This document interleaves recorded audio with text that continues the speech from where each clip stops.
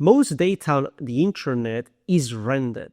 Stop paying, break a rule, or lose access, and it disappears. Introducing Arweave.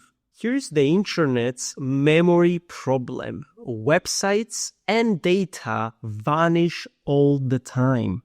Centralized storage depends on ongoing payments. History gets rewritten or erased quietly. What Arweave is doing is a decentralized, permanent data network. Data is stored once and intended to last indefinitely. It's built for information that should not disappear. You can unleash the power of the permanent web by having your website built on, your homepage on the Permaweb, weekly news, or even Wikipedia. And how permanence works? There is an upfront payment that covers a long-term storage.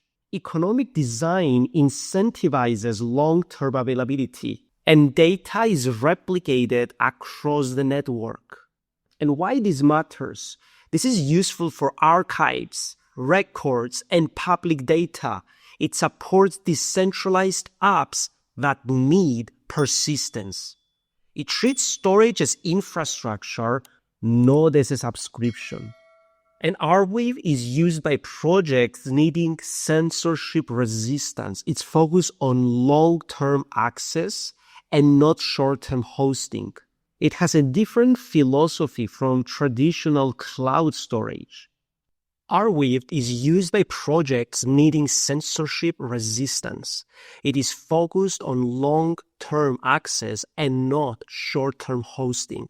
Arweave also offers a different philosophy in general from the traditional cloud storage.